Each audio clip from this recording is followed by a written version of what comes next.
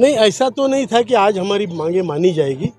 हमें ये अंदाज़ा था कि जो लास्ट कैबिनेट मीटिंग है उसमें हमारा कुछ भला हो या हमारी मांगे पूरी हो या कम से कम हमें इंटरिम रिलीफ मिले, जो हमने प्रस्ताव दिए थे। कल उनकी कैबिनेट की मीटिंग हुई, उसमें हमारा कोई विषय चर्चा में नहीं था और कुछ इसके बारे में किसी ने कुछ कहा नहीं। लेकिन ये बात नहीं है कि हमारा काम नहीं हो सकता, क्योंकि कैबिनेट की मीटिंग तो हो गई। ये निर्णय तो आप ट्विटर पे भी ले सकते हैं। तो इसके लिए जब तक आचार संहिता नहीं लगती तब तक हम आशावादी हैं। हमारे मन में कोई निराशा नहीं है। हाँ, ये है कि हमारे मन में संकल्प है, जीतना है, इसमें कोई शक नहीं है। जीतना है, किस तरीके से जीतना है। हम अब तक जो आंदोलन आपने देखा होगा, आप बाकी आंदोलन देखिए, किसान आंदोलन देखिए, हिंसक आंदोलन है। मैं उनकी टिप्पणी नहीं करना चाहता, लेकिन इतना शांततापूर्ण, इतना कारुण्यमय आंदोलन, अगर उसकी तरफ सरकार ध्यान नहीं दे रही है तो ये बहुत बुरी बात है, बहुत असंवेदनशील बात है।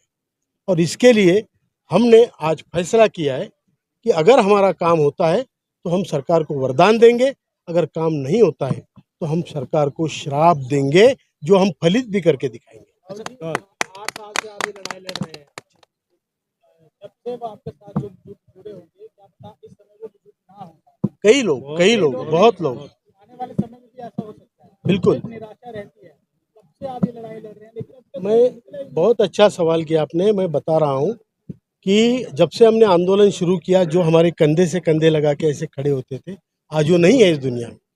कई लोग, हजारों लोग, आज ये सभा में वो दिखते हैं, दूसरी सभा में पता चला वो है ही नहीं। तो ये हमारे ऊपर ये बिजलियां कई गिरी है, कई हमने ये दुख सहे हैं, झटके सहे हैं। लेकिन तब भी अगर सरकार के समझ में ये नहीं आ रहा है कि फिर भी हम शांत हैं।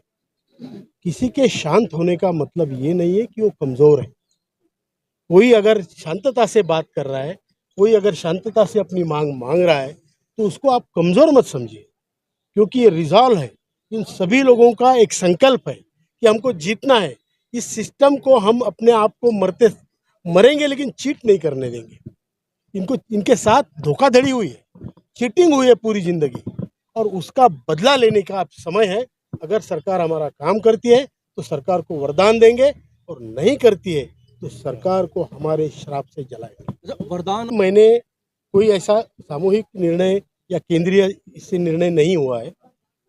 हम लोगों से ये है सुझाव है, हमने जिला के हमारे जो अध्यक्ष हैं उनको हम ये अधिकार दे रहे हैं कि तुम्हारे जिले की स्थिति देखते हुए तुम खुद निर्णय लो, तुम्हें क्या करना है, हमसे डिस्कस करो एंड गो अहेड।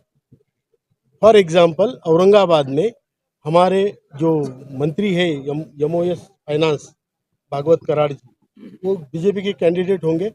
उन्होंने हमें कोई मदद नहीं की। उन्होंने हमारे एक आदमी ने, जब जो उनकी सभा में था, उन्होंने पूछा, क्योंकि हमने उनको मदद की है, उनकी सभाएं ली हमने। जन संवाद यात्रा में कोई नहीं आ रहा था उनकी सभा में, हमने सभाएं की उनकी 10-10 हजार लोगों की। तो जब हमारे सभा में वो आके संबोधित करके चले गए क्रेडिट लेके, तो हमारा आदमी जब गया कि सर हमारा काम करो, तो हाथ पकड़ के उन्होंने सभा से बाहर निकाला और बोला कि बार बार बोले वही ईपीएस ईपीएस, क्या पढ़ा है बोले। 70 साल के बुजुर्ग को उन्होंने बाहर किया है। वहां आदमी खड़ा रहेगा और वो जीतेगा, वो नहीं भी जीतेगा तो ये तो 100% नहीं जीतेगा। लेकिन आप मोदी जी से मिले और आपने मुझसे ये कहा, उन्होंने कहा कि मैं ही आपका प्रधान सेवक। बिल्कुल सही बात है। आपके प्रधान सेवक हैं तो अब तक आपको तो न्याय मिल जाना चाहिए। प्रधानमंत्री मोदी अगर आपको जो सवाल आपका है वही सवाल मेरा भी है कि अब तक हमें न्याय मिलना ही चाहिए था। कमांडर साहब, कहीं ना कहीं आपका जो चुनाव का फैसला और रणनीति आप सरकार के खिलाफ बना रहे हैं, ये कहीं जल्दी नहीं है कि आपका जो है सारा वो जो आपने दिया मेमोरेंडम प्रपोजल वो पटल पे है, आज या कल में अनाउंस? तो हमने अभी तक ये फैसला कहाँ किया। मैं आपको ये बता रहा हूँ कि हमें आज तक आशान्वित है, और जब तक आचार संहिता लगती है तब तक हम आशान्वित हैं। अगर आचार संहिता लगने से पहले हमारा काम होता है तो हमें ये इलेक्शन राजनीति इसमें कोई इंटरेस्ट नहीं है। हेमा मालिनी जी भी आपके प्रपोजल को बढ़ाने में प्रयास पूरा कर रहे हैं, उनके लिए क्या कहें? उनके लिए मैं तो एनएससी के सभी लोगों को बोलता हूँ, जो मथुरा जाके हेमा जी को मदद कर सकते हैं, प्लीज गो हेड, गो, उनको मदद करो और उनकी इलेक्शन में उनको जिता।